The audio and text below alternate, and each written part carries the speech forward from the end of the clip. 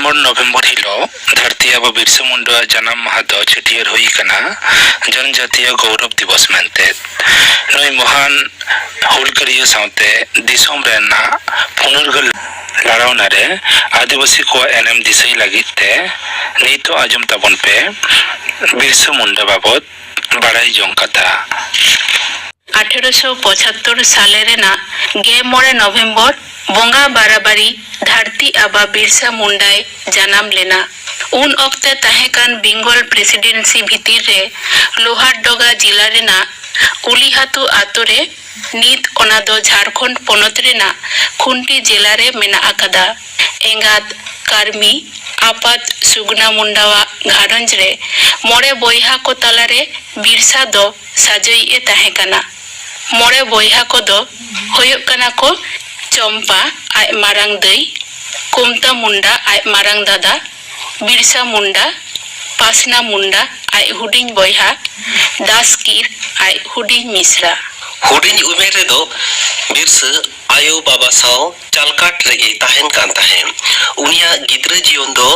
Are एटा मुडा गिद्रा लेकागे खांडावेत कान ताहेन आयरेन गाते साव धुड़ी रे खेल दाड़ा आचुर बई बईते हारे राकाब कान दाड़माकड़ केटेज हड़मो आर नेलजोंग लेकान नापाय मुटन चेहरा ताय ताहे कना उनी दो बोहडो पीर रे भिडी गुपी ताहे सावते तिरियो वरंग रे हो मने रे आदि रिकिड़ ताहे कान ताया उनी दो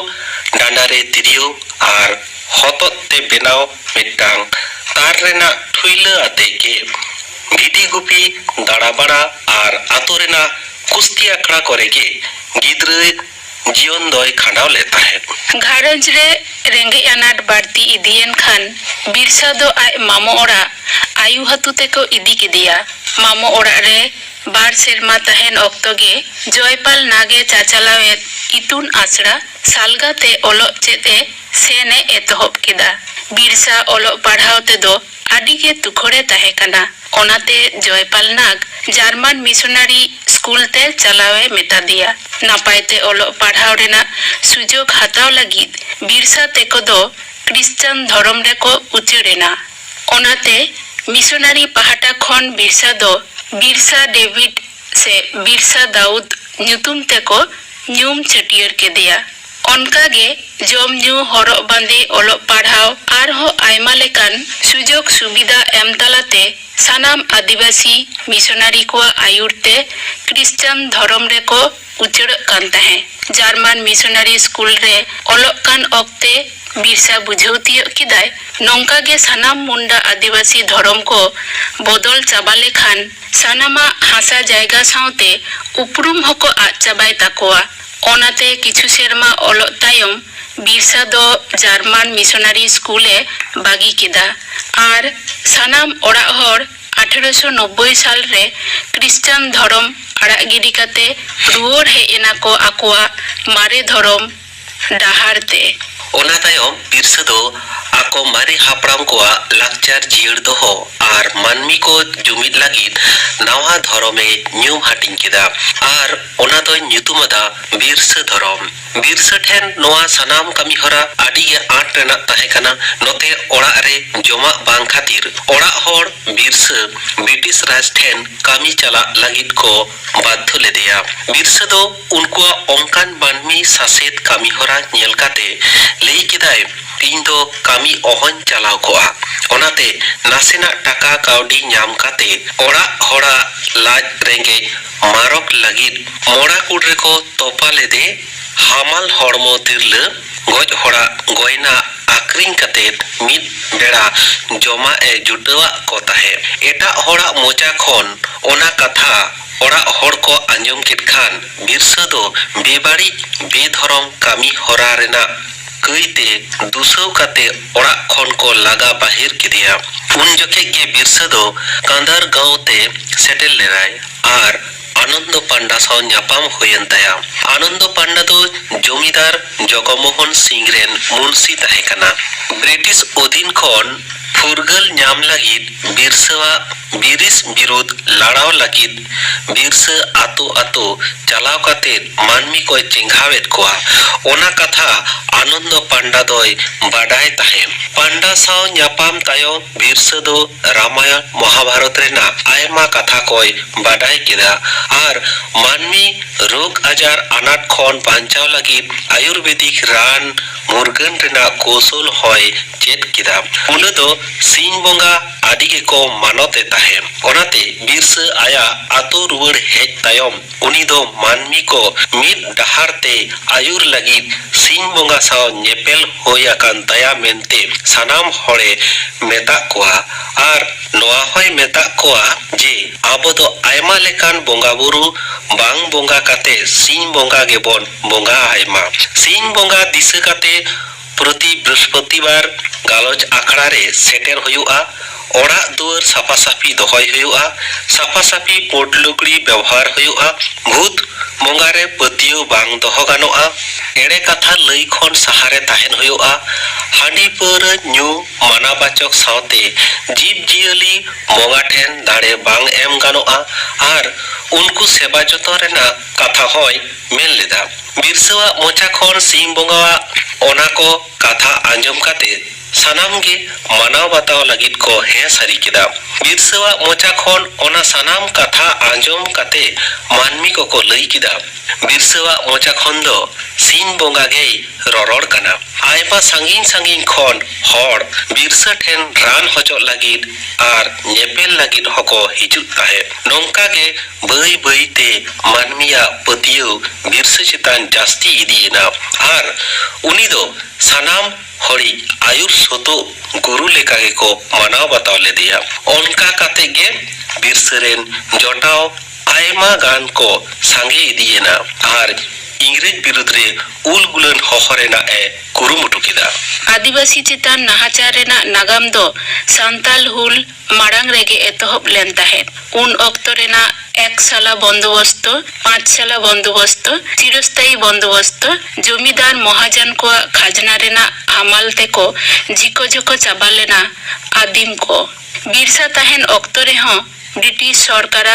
1882 साल रेना इंडियन फॉरेस्ट एक्ट लेकाते मुंडा बिल्ट रेना सानाम बीर पाकार चितान आदिवासी को हक को रे हजो कान ताहे 1893 खन 94 साल रे आतो रेना सानाम गोडा डाही हो फॉरेस्ट एक्ट रे को मेसा साला लेदा आदिवासी को चास हासा रे काते ओ आदिवासी को चास रेना सुजोग एम आदिवासी आरजाव धन खन हो हाटिन हाताव आकोआ हासारे चास लगिद आर हो आकोगे खाजना एम होयो कान ताको ताहे उन ओक्तगे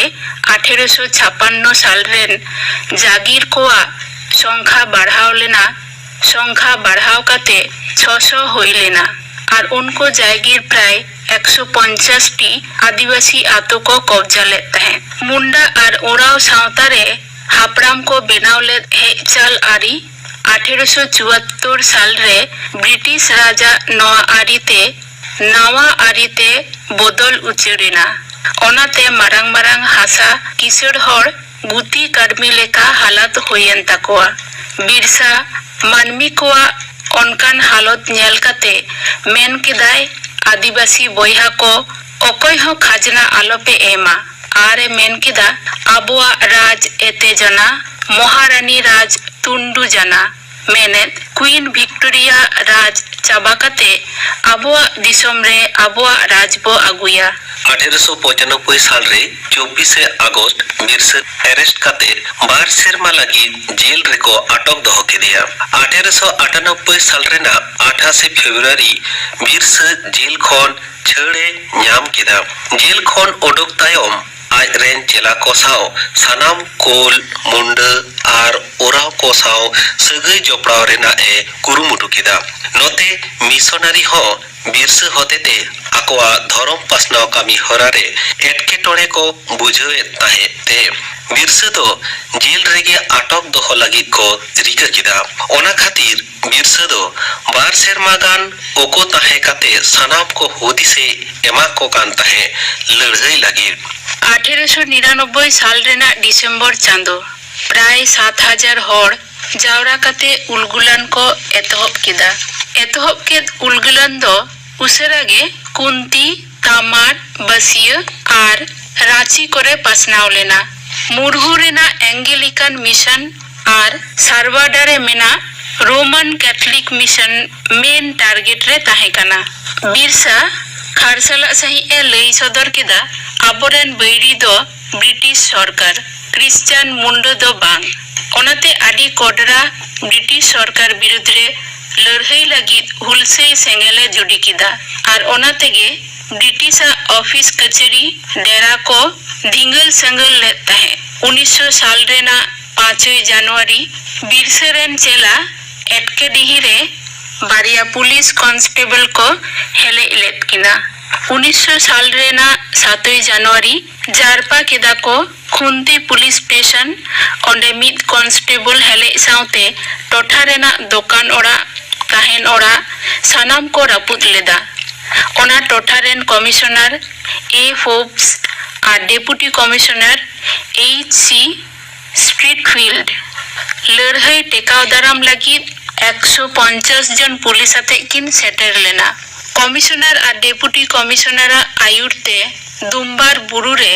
मुंडा गेरिला बाहिनी को पाहुड़ होचयना। परेते मुंडा गेरिला बाहिनी आकोते के सिंहभूम पहाड़े को ओकोयना।